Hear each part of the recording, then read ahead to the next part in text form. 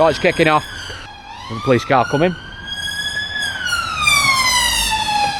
Well, sorry about tonight's episode. It's like a reminiscent of the Bill. And literally we're going to have to tell him you've just basically travelled halfway across the United Kingdom and we're going to have to turn you around again. A fault to happen minutes before the person arrives. Horrible. Absolutely horrible.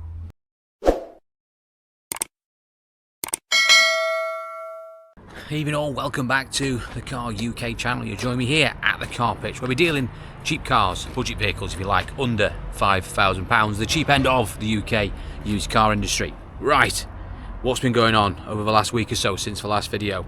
Well, let me talk to you about it because it has been a really difficult week, and in fact it's been difficult for a couple of reasons. One is because we've been actually really busy, which has come out of nowhere because it has been absolute, well, to excuse the phrase, but dog shit the last few weeks. It really has. June has been, well, bar the beginning of June, which was okay, but the end of June was tough, and then it's just basically went dead. We had 2 weeks of effectively really no sales at all, and then out of nowhere last week it just went like that, and we had a nice run of sales. Now that doesn't mean we're necessarily out the waters yet, because like I said, we're still probably a little bit behind where we need to be, but we're certainly in a lot better position than we were a couple of weeks ago. Far better. I'll take this any day of the week. So I came in this morning, Monday morning now, or Monday evening actually, as we film this, with a bit of positivity, because I thought, right, we've got quite a few cars sold, you know, we can get on with the rest of the month. We've still got a few more cars coming through the prep, we've still got some things on sale. We might actually do a half decent month out of nowhere.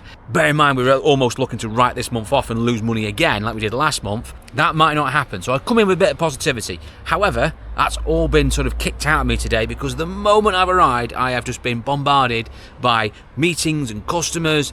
And then I had a massive problem with a customer that turned up. So basically a car's gone wrong, and it's, well, just embarrassing. So I had to sort that mess out as well, which I'll talk to you more about in a bit. We'll start off with the positive things first. Let's talk about what's on the pitch and what's sold and what we've got in, because we actually have been buying a few bits, and we've sold cars. And not just one or two, so actually quite a few sales. Let's start with them first. Let's have a look around, and then we'll have a chat later on about my disaster of a day.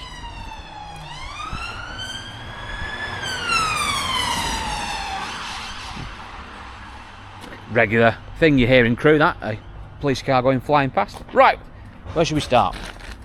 So, Fiesta, if you're wondering why that's out, that's going tomorrow. That's not a car we've sold, it's a raffle car, but it is going tomorrow. Chap is on his way down tomorrow for that one, and it'll be sadly missed. Well, another police car. Guys kicking off. Right, yeah, so that's going tomorrow, so that'll be good. That'll make a bit of space for us. We've also got the Micra classic car that's sold last week. That's one of the ones we sold. Yes, the Micra's sold. That is going out next week. We're just waiting for the chaps actually bought that as another cop car.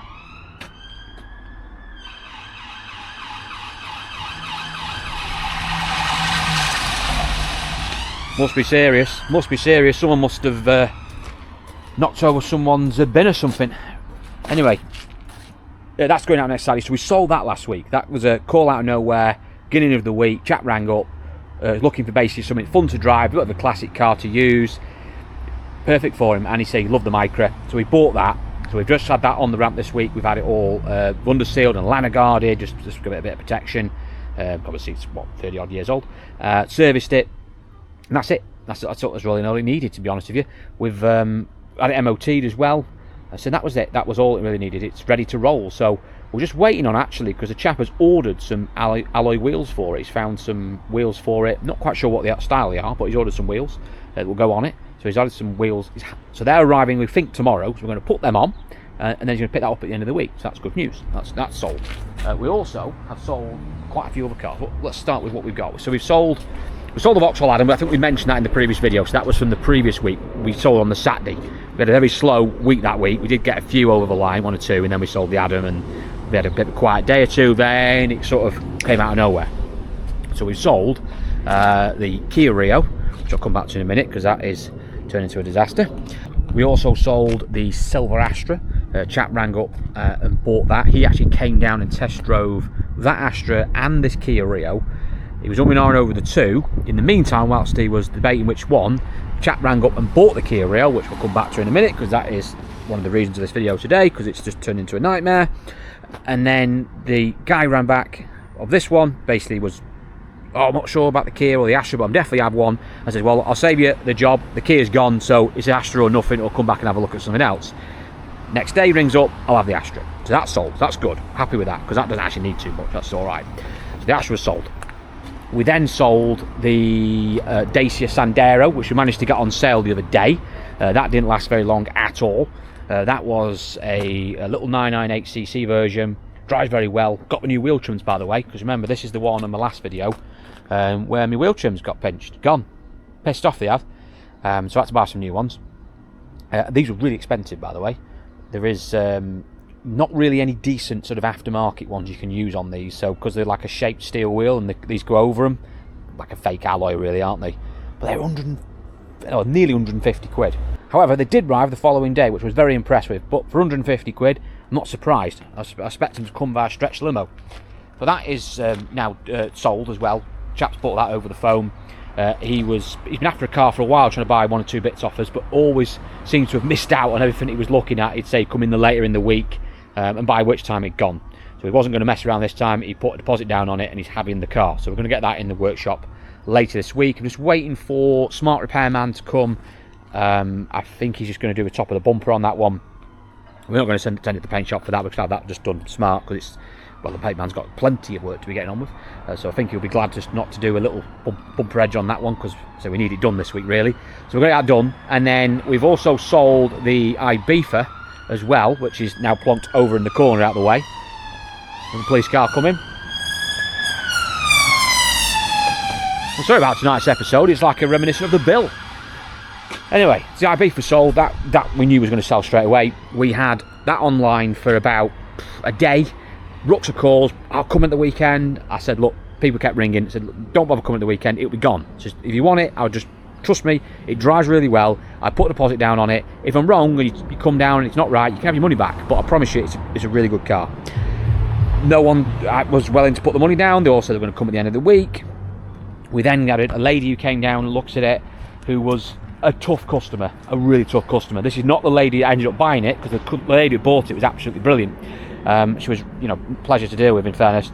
However, the first customer we had on it was asking quite a lot for a car that's 12 and a half years old, that's done 60 or 70,000 miles. And bear in mind, it is, bar the back bumper, which we're having painted tomorrow, is in incredible condition.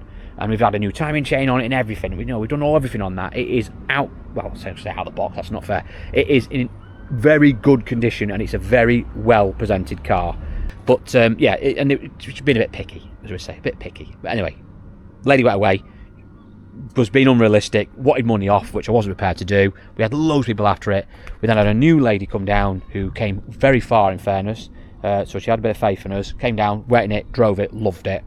Said it was a pleasure to deal with, and we're going to get that down to hopefully the end of the week, if not early next week. So that's good news. She's looking forward to that, because she's in a not a great car at the moment, and she can't wait to get out of it and into something a bit more modern, should we say, because her old Twingo is letting her down.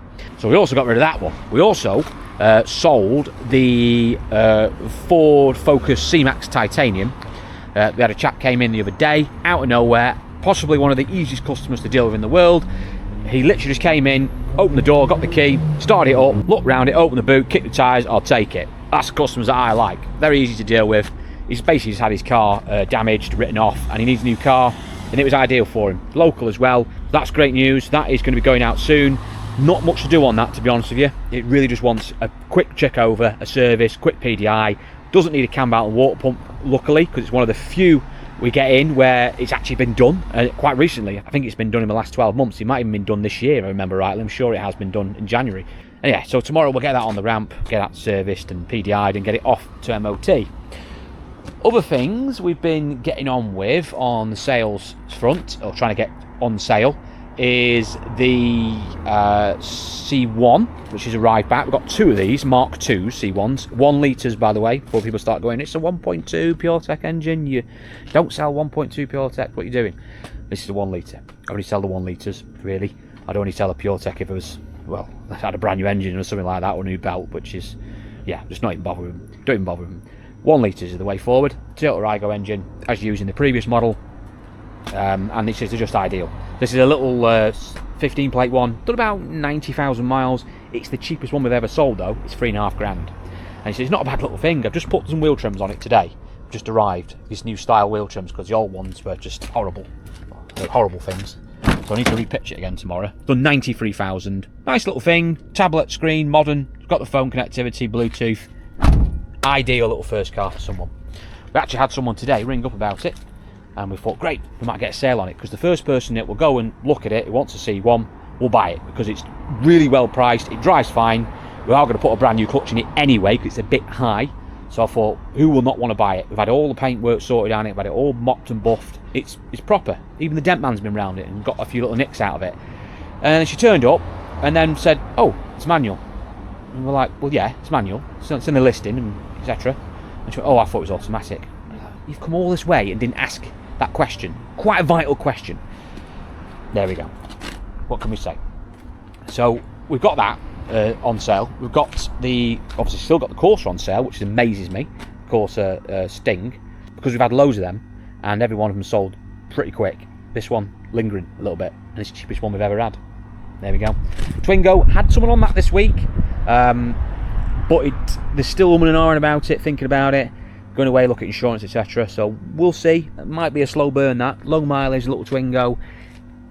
Look, it's one of those cars I thought we'll have a go, because they're incredible value for money, and it is a very, very low mileage car.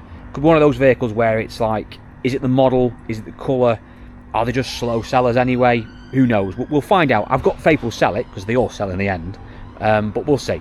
We have had bites on it, so that's the main thing. If you're getting bites on it, it's not a bad car in my view. It just means you just got to wait for that right person.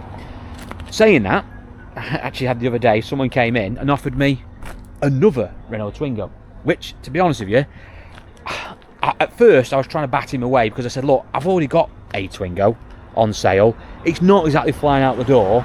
I don't really want another one, if I'm honest with you. But the chap was really straight with me and said, look, I'm late. I think he's moving away. He's going abroad, and he says, I don't need it. I said, I've tried selling it.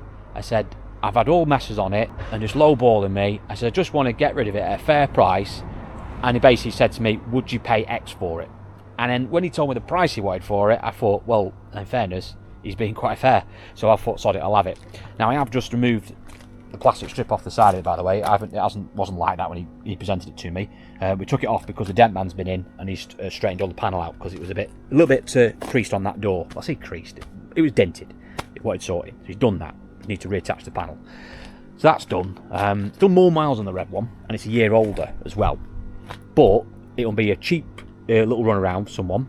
It drives really well. In fact, I'm really surprised how well it drives. It doesn't really need much to it. It drives just as well as that lower mileage one, but it'll be a lot cheaper, because obviously it's got a bit more miles on, and it's a year older. Want to mop over, so we're going to do that at some point in the next week or two. Not any major rush to get it out, because I say we've already got one already, but we will get it on sale. And like I said, it'll probably be somewhere around the 3.5 grand mark, maybe a touch under. So we've got one there of about, I think that one's done 80,000 miles. That one's done about 50. So you've got options there. Spend a bit more, or if you want a bit of a cheaper one, you've got another one there as an option. The colour might sell that, because black's probably easy colour to get rid of. We'll see. We'll see. Little C1 took in part exchange. We sold a white Fiesta last week. That went out. The 14 plate one. Could have sold that 20 times over. That flew out the door. No issues at all. Chap who's bought a car for us before, which was this C1, and it's come back to us. Probably he's had it about 7 months, I think, something like that. I think, I remember rightly. Can't remember. Might be a bit less than that. But he's not had it that long. But he saw the Fiesta and decided that actually he went from a big car to a very small car, and decided actually he wanted to go a little bit in between. So he went for the Fiesta. It's still cheap tax, so he's quite pleased with that. And this one is back with us. It's just going to be a cheapie. It'll probably end up on sale at $14.95. We did a ruck to it originally. So we know it doesn't need much. We're just going to get it back in, PDI prep it. I might need to put a lambda sensor in it, because I think he's got a light on which needs sorting, which we'll do. It's straightforward. It's about £15 part. Just turn it back round and put it back on sale. That's all. We're going to get that on sale as well. A little cheaper there. We also sold Corsa as well. A little SRI 1.4 Corsa E. Like I said, we sell these Corsa E's usually, unless they're red or got white wheels on. But any other Corsa E we'll sell straight away, like this one. It's 1.4 SRI, so that's due to go out in the next few days. We're going to get that in the workshop in the next sort of day or two. We get that finalised, done reasonably well, so I'm not expecting any horror stories with that one. Quickly show you inside the workshop. It is shut at this side, so I'll just go through the back door and show you what's in there. Right, inside the old workshop, we've got a Fiat 500, which is in pieces, which is pretty typical of a Fiat 500 in our workshop, because you pretty much have to rebuild the things. And a C1, which is a vehicle you don't have to rebuild, because they're usually very good.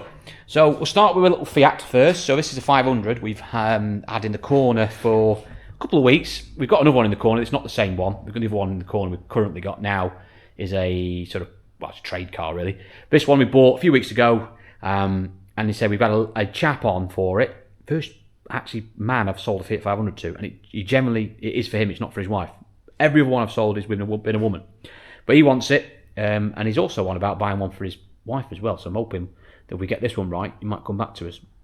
Anyway, this 500 needs a few bits doing to it. Rear bumper is just cornered both sides. So we've got another bumper coming in colour, so we're going to switch that over, which is good. That saves having to go to paint. It's having some shockers on it, as you can see here. It's having some wishbone arms on it, as you can see here, because, well, the bushes, fell out of it, knocking like an absolute twat. Clutch was winding its neck off as well. So actually, the clutch itself wasn't particularly, massively warm. It's not horrendous, I've seen worse than that. But the thrust bearing was really noisy. Thought it might have been a gearbox at first, which is what usually goes wrong with these, but luckily it wasn't. It was just the thrust bearing. So we've changed that out, new clutches in, been rebuilt back up. I think we've had to put a radiator on this as well. The radiators was knackered. So it's got suspension on it as well. So it's had quite a lot. Typical Fiat. They go out right, but you do have to put an absolute fortune into them. Not that Bart's are dear, you just need a lot of them. But anyway, that'll get done. And then the other car is a little C1, which again we sold last week as well. We had a chap on for it. I'm amazed it didn't sell any sooner, because we've been on sale for about a week, 10 days, which is unusual for one of these, because anything below £2,000 we sell pretty quick, and C1s and IGOs we usually just like that gone. So this is just out of PDI. We've got to do a water pump on it because it's got a noisy auxiliary belt. It's not doing it all the time, but it's occasionally. But the auxiliary belt system is just literally just a belt that's tensioned on the alternator, and it's usually the water pump that serves a bit funny, the bearings, and they cause them to go a bit noisy or temperamental, stuff like that. And it's also got a slight leak on the pump, just starting to leak. So we'll put new pump on, we'll put new links on it, as in drop links, because they always look like they've been run over. Then there's literally just Lanagard it. It's actually really structurally good underneath. It's for a 59 plate. Usually they're starting to show their age. That one, other than just usual surface corrosion you would expect, structurally is really good. There's no paint flick on it or anything like that. So ideal candidate for Lanagard in. A little bit of an oil leak, a typical little front plate they leak from. In fact, I can probably show you if I've got a torch somewhere. Yeah, there we go. So yeah, it's leaking there. So you see there's a little inspection plate. You might see it, I'll mark it down there. Like on the front there, behind the catalytic converter. And they seem to be common for leaking there. I'd say for every 10 we get in, maybe 2 of them are leaking. So that one's doing, obviously wants servicing. And then it just wants, like I said, Lanagard in. Usually you might do a combination of the two, Lanagard in and a bit of underseal. We'll see how we go with this one, but it's actually, usually you could see a lot of bit of a crustiness on these sills sometimes at this sort of age. None of that on this one. It's actually all right. It's only done 70 odd thou, so maybe that might be the reason. But it drives really, really well as well. It's a really nice drive. So that's going to get finished off. I think we've just got to get some gear linkages cables on it tomorrow, because they're just starting to go a little bit stiff. So yeah, we'll put a new set of them on because they're only 25 quid, and that's a common issue for them. So we'll do that. Doesn't need a clutch, which is good, because that usually goes wrong on them. And most of them we put clutches in, but that one's really good. But we'll say put some gear linkage cables on, Lanagard it, service it, fix the oil leak, drop link, usual bits. Job done, water pump. Yeah, all sorted. Anyway, let me go and talk to you about my Kia Rio and my shocking day. So as mentioned before, we also sold the Kia Rio, the little 1.4 silver one, outside. And we actually sold this car a couple of weeks ago, but the chap who originally put a deposit down on it didn't go through with the sale, and he ended up, actually ironically, coming back and buying something else. He basically changed his mind. So we put it back on sale again, and within a few days we had calls on it, and like I said, we had another chap who was and ahhing between two cars. He eventually bought the Astra. He was interested on it. We had other calls on it as well. But in between that, a man came in, basically snapped it up for his son who watches the channel. And he lives quite far away. So I want to make sure that this was all right for him. It was, we were going to test it, put it in the mill, etc. Double check everything, because it's not that we wouldn't check anything anyway, but when something's going really far away, you don't want to leave anything to chance. I want to make sure it's perfect. How I usually do that is basically I go and use the car. Now, basically not nicking anyone's fuel or anything, or customers' fuel they might be gaining. It's just for my peace of mind. If I go and get in the car, use it, go home in it, put it on a run, it's better for me to do that and iron out any faults that otherwise could be missed. Because when we get them locally, you know, sometimes they might be driven in or come on a truck and they go around to the MOT station or driven up the road and around the corner. It's not the same as going on a longer journey when you're going to get up to temperature, or, you know, when the car's been driven for 10, 20 minutes, etc. So I want to just do that. I do it for pretty much all the cars that go a long distance. So we did all that, got it MOT'd, all that side of it. Everything was fine. We actually spent an absolute king's ransom on this Kia. It's been a little bit over budget, so we say. It's like I said, it's had brakes and calipers and all sorts on it. It's had a brand new clutch in it. It's had a lot of money spent on it. Really, we're not making a great deal out of it. It's one of those cars where, unfortunately, when you start it, it's either stop and lose money, or you carry on to the end, get it gone, get your money back in, and then go again and just move on to something else. We are making money on it, but not a lot. And certainly not after today, because we've, say, made a bit of a, well, say we made a bit of a boo-boo. We've had an unfortunate set of events that happened. So basically, the chap has put a deposit down, and he's sent his son, who's going to own the car, to pick it up, because it's going to be his car. And so they've driven far away to get here, and literally, as we've cleaned it this morning, we knew he was coming, all the stuff's there, ready to go. We just want to get him in the car, send him out in it, test drive it, make sure he's happy, and then obviously we can let him go.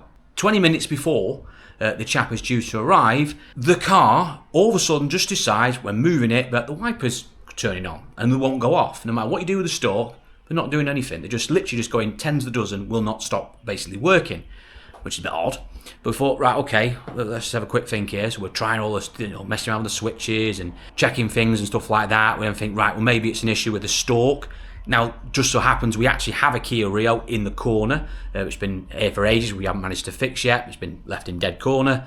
So we thought, right, we'll nick the stalk out of that. We can order another one. We can put it back on that. But for now, let's just get this resolved. So we then try the stalk, put that on. Still no difference. It's still going. This wiper will not stop running unless you literally turn the ignition off and cut the power. But as soon as you turn the key on, it just goes bang, off it goes. I'm like, what is going on with this? So we think, well, maybe it's the actual wiper motor itself, because they've got like sensors inside them, or park sensor motors in them. So when you let go of the stalk, it's got to basically position itself on the screen, obviously parking itself in the right position. So you're thinking maybe it's the motor. I've seen it happen. So we've obviously got the motor off the other Kia. It's exactly the same car. Pulled it off, popped it on, no different. And we're like, oh no, the guy is literally going to be here in a few minutes' time. And literally we're going to have to tell him you've just basically travelled halfway across the United Kingdom and we're going to have to turn you around again. So by this point, I feel like an absolute basically twat, because although it's not our fault, because it's literally just happened, and I know people will say, no, it didn't, you knew it was there, blah, blah, blah. It literally just happened. I was in the car 24 hours before. I'd used it. I'd gone home in a storm in it and everything, with the rain battering down. We've had all that horrible thunderstorms this weekend in the UK. It was working perfect. Been for MOT the day before that. It wouldn't have passed MOT if the wipers were basically working constantly, because they have to basically cancel, and also they have to basically stop in a position where it's not in the driver's view. So had it been faulty, it would have been picked up on and would have obviously failed. And like I said, I used the car myself and the wipers were working and functioning properly. It just literally decided, for whatever reason, at that moment, it was just going to play up just as this chap was about to pick the car up. So then we're then scratching heads thinking, well, what do we do? So the chap's then arrived. I've had to explain the situation to him. In fairness, he was absolutely sound about it. He obviously, don't worry, I'll go and get something to eat. Obviously, I've been on a train for hours. Give us a call. So I thought, right, we've got an hour or so. Let's just see if we can get this sorted. So I am then literally got the manuals out. We're going through everything on the car. We're checking wiring, all sorts. We come to the conclusion that it's an issue with a fuse relay, or a relay for the actual wiper motor itself. I think, right, we know it's the relay. We think it's the relay. In fact, we can hear it. We can hear a clicking noise that doesn't sound too consistent with what a relay should operate. We think there's a relay fault. We know it's under the bonnet, under an engine compartment area. So then I'm trying to find that, and it turns out after a good half an hour that the relays for this particular car are actually built into like a module unit, and you have to separate all apart, and they're soldered in, and it's a sealed unit, and you cannot change them. If the relay goes in this board, that's it. You have to buy a completely new board. It's just, I mean, it's ridiculous. I mean, how often you could see a relay go on a car, you just get the little block connector, pull them out, put another one in. Makes sense. Oh no, Kia decided we're going to solder these in and we're going to make it so you can't get them out. We're going to make them a sealed unit. Absolutely stupid. So I've got the part number for it, goes online, finds a few of them so we can get hold of one, but we're not going to get hold of one today. That's the problem. And the chap's here now and he wants to go home. We rang around every scrapyard going. I've been to two in the town as well. We went there. No joy. Not getting anywhere with this. No one's got the correct board for it. We can get one, but it just ain't going to happen today. So reluctantly, I have to get the chap back, apologise, 20 times and say, look, I'll tell you what we'll do. We're going to fix this. I'm going to order the part, but it's not going to be done today. So the best thing, all I can do for you is get you back to the station, pay for your train fare home, give you some money to make sure you got some, some refreshments and stuff like that because you've been on the train all day. It's tiring, been on a train all day, especially for the length of time he's been on a train. Get him back to where he lives, and we will bring it to you. We will bring the car to you. We're not going to expect to come back. I will put it on a trailer, or on a recovery truck in our case, and we'll drive it to you. Not that my driver's particularly happy about that, because he's got to go far. But it has to be done, because the other option would be to refund him, which was the other option I gave him, and said, look, if you want to refund it, I'll still put you on the train, I'll still pay for your fare, I'll still apologise immensely, and I'll refund you in full. No problem at all. I won't see out of pocket. He wants to keep the car. He loves the car. I says, okay, fair enough. Well, I'll tell you what we'll do. We'll disconnect the wipers, because it's not raining. Go and drive it. Make sure you're 100% happy with it, because he's never test driven the vehicle. He's taking trust in us on the vehicle being right, and obviously recommended by his father. So yeah, go out and check the car. Goes out, drives it, loves it. It says it drives mint, which it does. So he said, get it delivered to us. So we've then had to order this part, get him back to the train station, and probably, as it's now 8:45, he's probably just got home. Bear in mind, he set off at about 2:30 this afternoon. So yeah, it's not been a great day for him, and it's not been a great day for us, and I hate that it's happened, really, because, look, if it had gone wrong in 3 or 4 days' time, not that I want it to go wrong, at least he's home, and we could have dealt with it more locally there and sorted it, or got a garage sorted locally. But to happen, even if it happened a few days earlier, we could have sorted it, because we could have got hold of a part, we'd have had time. But to do it the moment you're picking up the car, I've never had that happen to me. I've never had that happen to me. You can forget something, you know what I mean? Like, oh God, there's a spare wheel missing, or there's a jack, missing, or where's the locking wheel not gone. That can happen. That's just oversight. But a fault to happen minutes before the person arrives, horrible. Absolutely horrible.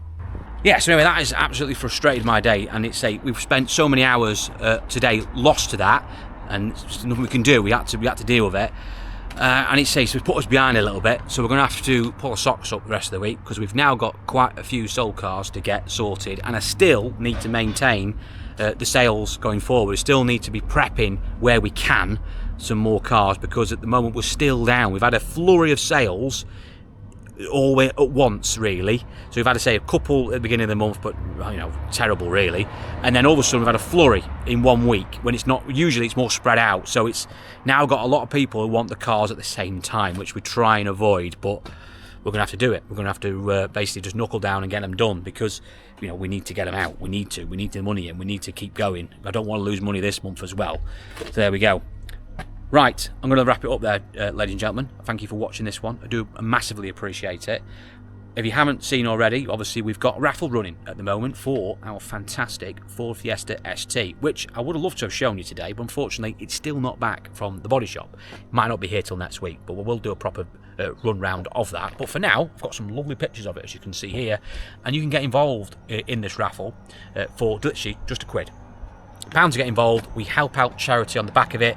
Already given thousands and thousands of pounds away this year to charities and good causes, from national charities and local charities. This time we are helping out Hopes and Beams, children's charity based in Crewe that helps out children with disability get into sport. They do some amazing things. They've had kids competing in the Special Olympic Games and even won medals. They do honestly absolutely amazing stuff. So we can help us out by getting involved in the raffle. Not only have you got the chance to win an absolute little pocket rocket, a little fast Ford, you'll be helping out charity on the back of it. Plus, if the car doesn't interest you, you can still get involved because there's a £2,500 cash prize as an alternative. So make sure you do that. And also, there's a sub prize of a Top Don jump pack and diagnostic machine you can also win. So plenty of reasons to get involved. You can find the link in the description for the raffle. So if you could do that, greatly appreciated. So thank you for watching this one. Let me know your thoughts in the comments. Do you think that I dealt with it right today? Do you think I did the right thing, or should I have done better? I'll take criticism, so let me know in the comment section below your thoughts and opinions on today's video. Thanks again. Hope you all have a great week, and I'll see you all in the next one.